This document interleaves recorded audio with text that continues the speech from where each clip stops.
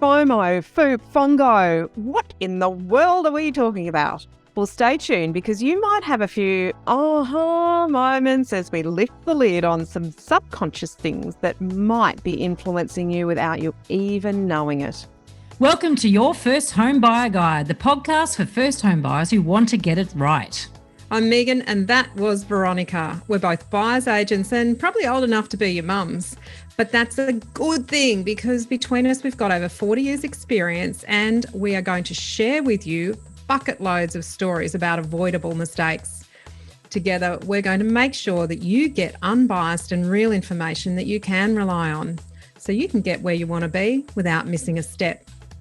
Now, we've got loads of great tips for you in this episode, and if you'd like more useful tools, head over to the website homebuyeracademy.com.au. There you'll find free checklists that you can download, a free mini course on how to price a property, and our Where to Buy workshop for only $39. Priceless stuff, really. Bargain. But before we get into the interesting stuff in this week's episode, here's the boring bit, the disclaimer.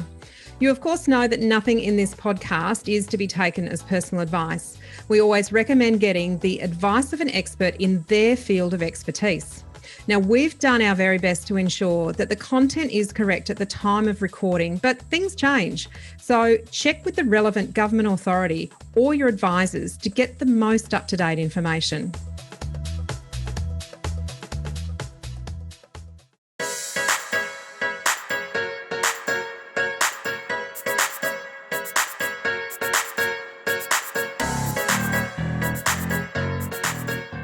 Now, you will have heard about FOMO, fear of missing out. You may not have heard about FONGO and FOOP, and we will give you all the juice as we're coming up.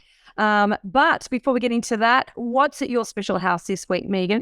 I love this because we're talking about aspects of timing the market to a degree. I've found an apartment in Brooklyn that has not one, not two, but 4 clock faces as windows. Last sold for $15 million in 2017. Now, interestingly, there are a lot of examples of apartments behind clock faces. I quite like the uniqueness of the concept, but I wouldn't want to live in a clock like a cuckoo clock that, every hour you've got chimes going off. You have to sleep with earplugs. What a nightmare. What if the clocks work in these windows? Will they just look like clocks? No, they're not working clocks. Decorative clocks. Alrighty. Well, let's kick off with FOMO because I think everybody knows what Pretty FOMO much is. everyone will have heard of FOMO by now. It's an acronym for fear of missing out, and it's a behavioural bias really, because it causes us to do or make pretty poor decisions most of the time. Yeah, and it's it became really prevalent during lockdown, and I remember even myself thinking, someone went for exercise the other day with another human being. I missed out on that gathering, like those 2 people that got to spend an hour together and actually experience human interaction. I missed out on that FOMO was so strong during lockdowns because we were forcibly removed from human interaction with each other. We were missing out. Wasn't fear of missing out? But then, of course, social media plays such a big part in this feeling of this fear of missing out. And of course, we're talking about social interactions here, but we're going to get to the part where it actually impacts your property decisions. But, social media does play a big part because to a great extent, we only see the fun stuff that people are doing. When no one posts the boring, the sad, the bad. No. You're kind of looking at people going, oh, they're hanging out together. Oh, they have such a lovely family. Oh, they all get on so well. I wish I was part of that. I wish my family was like that. I wish that I'd been to that barbecue. I wish that I'd been out to dinner with those people. Why wasn't I included? Different. If only I'd been there, my life would be different. It's funny, isn't it? You look at the Instagram, influencers and these heavily curated lives. Actually, I look at that and think, who could be I love seeing the bothered? photos of the Instagram, the boyfriend's lying on the sand while the girlfriend is striking a pose or whatever. And it leads up to it. Actually, there's a Celeste Barber. she's hilarious. He parodies them. They're fantastic. So FOMO leads to all that ridiculous, there's all industries that have been based on influencers because of FOMO effectively. And it's like, it's not even real. And so, when you apply it to property in a rising market, of course, fear of missing out is what drives people to compete harder for property and then also overpay. Yeah, absolutely. And we do see it now reported in the media. So we're talking about deconstructing media headlines in a previous episode. And this is really important because media actually can contribute to your FOMO if you are not conscious of it having an impact on you. It affects buyer behaviour during hot markets because you're seeing all of these and you're hearing about these price rises. You're hearing about properties selling over reserve. No one ever reports on a property selling under reserve, by the way, Veronica. Doesn't make new. Oh, well, actually, I have on the odd occasion. I haven't. I've never seen one. Doom and gloom, the doom and it's going gloom, in the other direction. Yeah, headlines. So, yeah, you can have it going in the other direction. This one sold for X, percent less than the reserve or hundreds of thousands of dollars less than the reserve. And it's like, who said the reserve had any bearing on reality anyway? Yeah, and who decided to tell somebody that what that reserve was? Because a seller's not going to be shouting that from the rooftops, are they? They'll shout it if they're over reserve, but they're not going to be telling people, oh yeah, I sold for 100,000 less than the reserve. It's not a brag fest. So in a couple of episodes ago, I revealed that every now and then I stick a question into ChatGPT, and I thought, oh, why not? Let's the question I posed is, what's the problem with FOMO? Yeah, it saves me having to dredge this out of my brain, right? All right, well, let's have a look. See, this is what the bot said. Fear of missing out, FOMO, is a psychological phenomenon characterized by the fear of not being able to experience positive events that others are participating in or being perceived to be participating. I am that bit in myself. Yeah. It can lead to impulsive decision-making and cause individuals to feel overwhelmed and stressed. The problem with FOMO not a good is decision-making model. Absolutely not. The problem with FOMO is that it can drive people to make choices that are not in their best interests and cause them to miss out on important things in their own lives. So when they're focusing on one thing they think they're missing out on, they're missing out on a whole bunch of other things.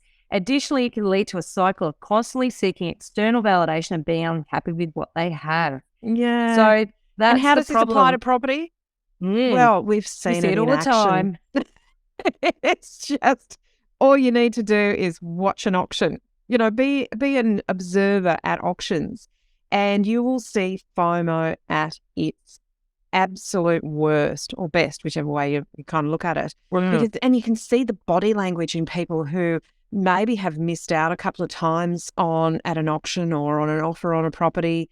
And if they're there as a couple, they'll be looking at each other. And as the price goes up, you can see them physically start to react to the emotions, which are, if we don't just blow our budget out of the water and buy this thing, we're never going to buy. Yeah. And the body language and the fear that they have that they're going to go through this cycle of inspect, research, auction, inspect, research, auction. It becomes a debilitating kind of cycle, and that fear of missing out and having to go through that process over and over and over again can lead people to make some really poor decisions under quite heavy emotional circumstances. Yep. You would see it a lot with the amount of auctions that you go to in Sydney.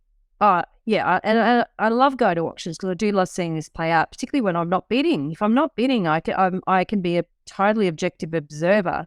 And you do see FOMO play out and inflate prices or the prices that people pay. It's definitely inflate bidding in a hot market. And obviously, the more that you've missed out, people can go one or two directions. There's this loss aversion is actually a behavioural bias as well. It's where we would feel a more pain or disproportionate amount of pain from losing something as opposed to the pleasure we get from the gain of getting something. Whoa. And so it means that we feel the loss worse. And so when you've missed out at auction, often we do see people react, and I've often called it the rebound buyer, because they'll go even harder on the next property, which might not actually suit them as well as the first one. So FOMO, and actually, this is a tactic that agents use. They actually target the underbidders of properties immediately following auctions to move them to another property because they know those people are hot, they know they're emotional, and they know they have a really good chance of pushing them on price because FOMO will be really, really strong in those underbidders after an auction. So they've felt that pain and they want to do everything they can to avoid feeling it again and take it away. And it's something that, you know, as we just said, you know, agents prey on that. And so did I when I was a sales agent. You know, that's of course you're going to do that. I mean, that's, you know, ye are. And I've seen people, I have actually seen this many, many times. They've gone for an inferior property and they've paid more for it than they bid on the other one. And so this is by not being prepared when you go to auction. I mean, there's lots of reasons why there's so much in this, right? There's way more than we can cover in one podcast episode. Certainly when I wrote my book, that's a big part of the whole auction psychology as well. Yeah, and this is where buyers make mistakes all the time. They don't prepare appropriately for auction. Yeah. And so when they do miss out, when they needn't have missed out, but they do. And then they go on add insult to injury by compounding the mistake by making another mistake by buying the wrong property and pay too much for it because of FOMO. You know, it's terrible. It's really, really tragic. I mean, our mission in life is to help people make better decisions, isn't it, Meighan? Calmly and without that emotional stress that comes from feeling like you have to keep up with the herd. Now, one of the things that's really interesting with FOMO is that when the market's hot, it's everywhere, right? When the market slows down, it vanishes. No one's got FOMO anymore. Well, something that and we'll talk about FONGO and FOOP that replaces FOMO in a moment. And interestingly enough, when I did look up ChatGPT on both of those terms, the bot didn't know anything about it. No. So it is used in Dr. Google circles here, but Google would probably know, but ChatGPT didn't. So we're going to have to explain what they are. But interestingly enough, what I'm noticing at the very beginning of 2023, in Sydney anyway, and to some degree, people I've been speaking to in Melbourne have been experiencing this. And I'm not sure about Brisbane, you can tell me, is that we've seen this sudden surge in interest, despite the fact that property prices are supposedly still falling. We've got queues of buyers down the street outside open houses. We've got multiple offer situations. We haven't really had auctions kick off yet, but that will be this weekend, really. So by the time we go to air on this, you know, this will be a few weeks out of date. And we are seeing a lot of old stock being snapped up, like properties are selling all of a sudden. And agents is all saying a very similar thing, and that is the buyers seem to have all agreed at once that this is the bottom of the market and they need to get in now because prices are about to rise. Now, rightly or wrongly, it's self-fulfilling prophecy anyway. Yeah, absolutely. Right, particularly if the herd does that's exactly what's going to happen. Yep. But now there's FOMO at the bottom of the market. I've got fear of missing out of buying at the bottom of the market. Hilarious. I just find this quite remarkable. And it will change the nature of the market. And some of these early indicators are what we talk about when we observe changes in the markets. But I think the thing that I want to really make sure that everyone is listening to and cognizant of is you should never try to time the market. You should not, in your state of fear of missing out on the bottom of the market, don't try and time the market and make a poor decision about which property to buy or what to pay because you think you will miss the bottom of the market.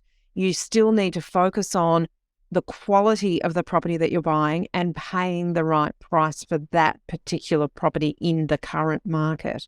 So with FOMO at the bottom of the market, as you say, self-fulfilling prophecy. You're going to drive the market yourselves as a group of buyers if you're all behaving in the same way. Keep your head on straight, follow the process, do all of the steps, make good decisions. Watch the indicators of which direction the market's going based on buyer and seller behaviour and price movements. And so Veronica's got the cutest still. Wait until it runs in the background. You'll if you're watching, it's a treat. She's only 6 months old and she's, you know, I can't do my top dog act to stop her barking. But anyway, let's continue. We've interrupted your train of thought about timing the market. So don't try and time the market. Don't say, oh God, I'm not really ready to buy now, but because it's the bottom of the market, I have to buy now. If you think about it, so the media is reporting that Brisbane's had a 10% drop off the back of a 43% increase over the last couple of years. So even if the prices go up by 2-3%, you're off the bottom of the market. You've still bought well comparative to 6 months ago, or about April last year. Things started to settle a little bit. So don't be forced into a fear of missing out on the bottom of the market. Make sure you're ready to buy and you're doing the work properly before you engage in the process. 100%. Because here's the thing. All these people are responding to FOMO at the same time, whereas a lot of them had the opportunity to buy last year and didn't do it. Sat on their hands, waiting for prices to fall, waiting for things to get to the right, sort of buying conditions. And actually, as it turns out, we never know this stuff until it's past tense and we can look in the rear vision mirror. As it turns out, last year looks like it was better than now. Yeah. And now is when everybody wants to act. Now, I'm sorry, if it does turn out to be that's the bottom of the market, we got to suck it up and we got to deal with that because the upswings run for longer than downturns. And that we have evidence of that over the past 40 years, actually. Yeah. I've seen evidence out for CoreLogic recently, and before that I saw 30 years worth of data from Domain that actually demonstrates exactly what I just said. This is not just me trying to talk up the market. We have evidence that shows that the upswings outperform the downturns. So that was your chance. If this is the bottom of the market, your chance to time the market has already passed. Yes. Yeah. But don't let that be the reason that you don't continue on the path that you've set for yourself. Stay true to the course. Let's focus on buying the right property. Right property at the right price. Let's talk about price because FOOP, it's a really cool one. I like it. So and FOOP is? Fear of overpaying. That's what the headlines were talking about at the beginning of 2022. FOOP has entered the market. FOMO has left the room. FOOP has come. So this is a thing of, in a falling market, right? People go, oh, I don't want to pay, or it might be towards the peak of a rising market as well. FOOP starts entering into the people's minds, which is why the market peaks.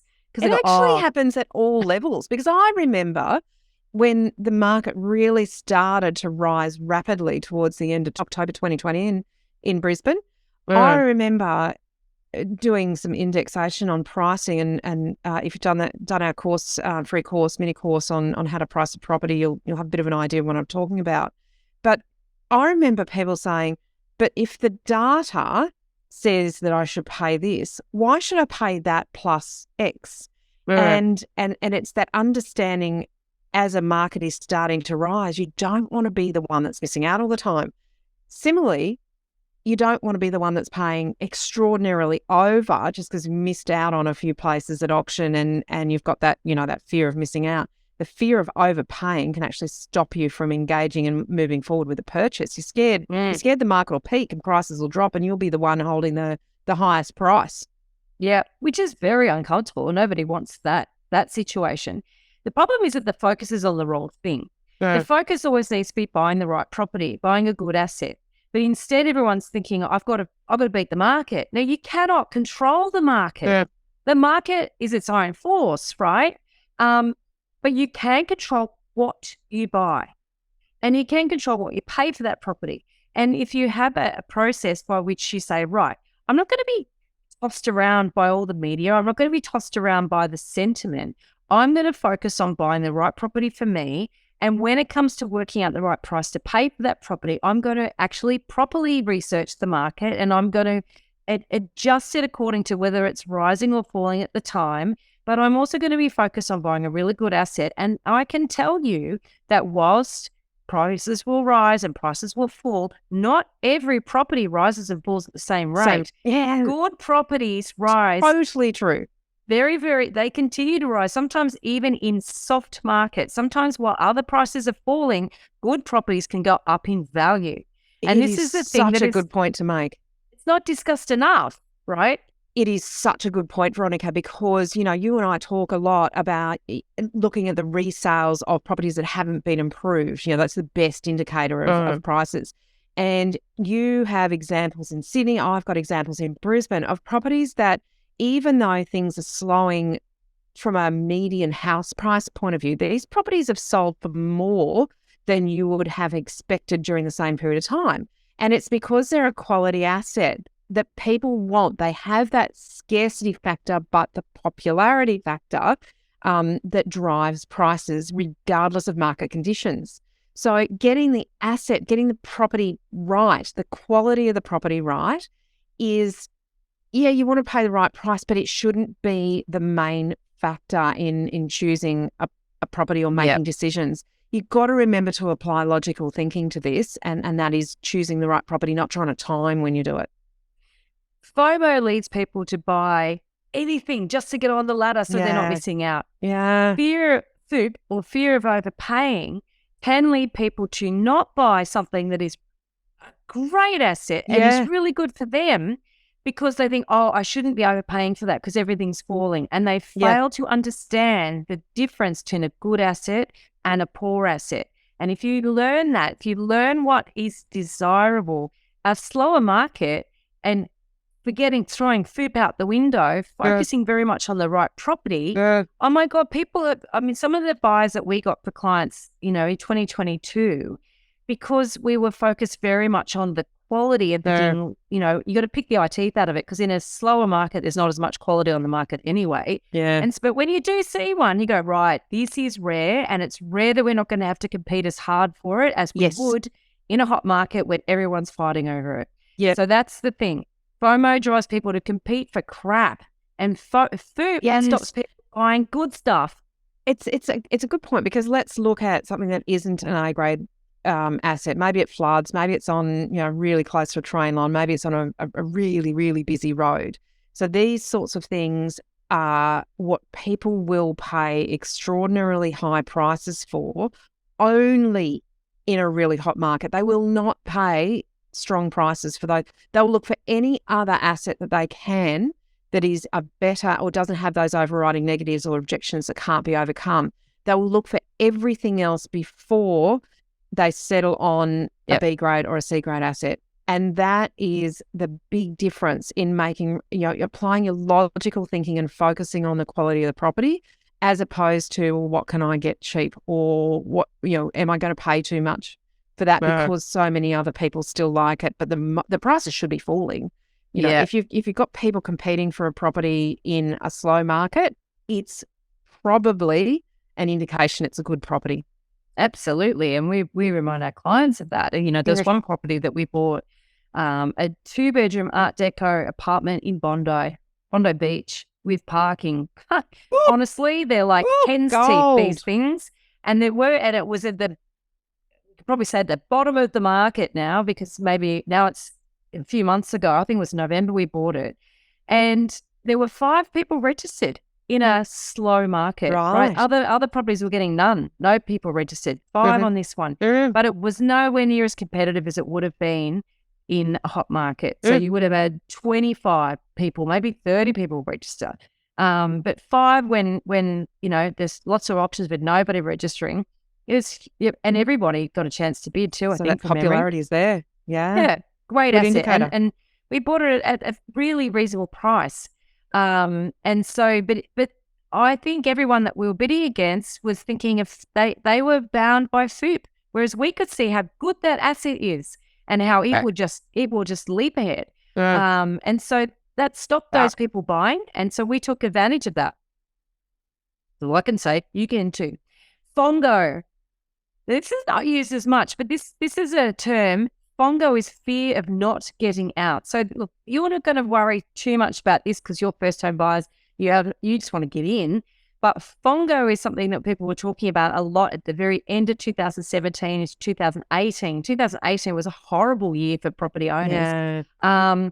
And, basically fear of not getting out was, there was the image of catching a falling knife. That was sort of the metaphor for trying to sell a property in a really, really tough market. And I have to say, I've interviewed experienced buyers agents recently about the peaks and troughs that they've experienced and what was the worst time for them. Universally, everyone has said 2018 was the worst year in there. And you and I both had over 20 years experience. It's my worst year ever. It's nearly everyone's worst year was 2018. And that was the fear of not getting out, when people who did want to sell, did want to get on with their lives, whatever, they were just thinking, oh my God, this is drastic. This is dramatic, you know. And so, you know, you don't want to suffer FONGO, because the problem is with FONGO, that is, it drives people to make silly decisions about selling their property and panic selling, right? And it's very short-term thinking, Veronica. Very, very short-term thinking, because as we've just really, really highlighted previously, the downturns are shorter and less severe than the length of the rises. So if you're looking at a fear of getting out because prices are falling, then there's such a great chance that you're going to miss the next, and you're just getting out of it just for that reason. No other reason to sell. You know, we're not talking about situations that are imperative for a sale. We're talking about people responding emotionally to a fear. Panic selling. Panic selling. And my price is going down. I have to get out before it bottoms out. Well, no, you don't. What you need to do is put on your big girl pants and ride it out, because in the long term, that decision to get out at that point in time could have a greater impact on your long-term goals than actually riding out an on-paper decline. And that's all it is. It's an on-paper decline. Now, it's slightly different is if you've gone and bought a house and land package in a sea of endless house and land packages, or a cookie cutter apartment in a sea of endless same cookie cutter apartments. That's different, right? Sometimes people have to cut their losses and get the hell out of there so they can actually start on a better path. Yeah. So that's a different thing. Fear of not getting out in that instance is probably a very valid fear, and maybe you should act on it. But maybe we have to have a different podcast talking about those circumstances. That's an asset decision, right? So that absolutely is a decision worth making. And we do divestment advisory services where we might look at a portfolio or even just one property and say, that's good quality. I'd hold that. I'd ride it out with that one. But look at this one over here. Even when the market recovers, I actually think there's too much of the same. We need to really look at whether this is a hold or a flop, and out it goes. It's a very good point, because, and we do the same thing, and there is a tendency for people to hold on to their loss-making assets because back to loss aversion, it hurts more to sell something at a loss than it is to pretend that it's not really losing money and I'm just waiting for it to get better. Wait for the market to recover. And if it's a bad asset, it's not going to happen. And the other thing I look at, there's quite a lot of evidence around this with various markets. I know there was a 10-year period in Brisbane where pretty much apartments did nothing but go backwards. And there was all these investors that bought in at the beginning of that 10 years.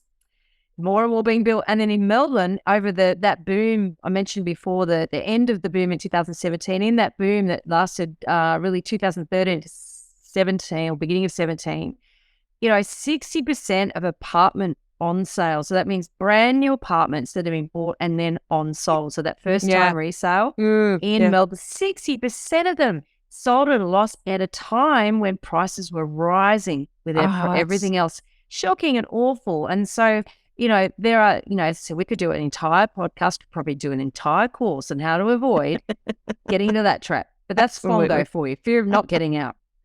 Now, you may be thinking this will never happen to me. I'm on top of my emotions. I've got it all sorted.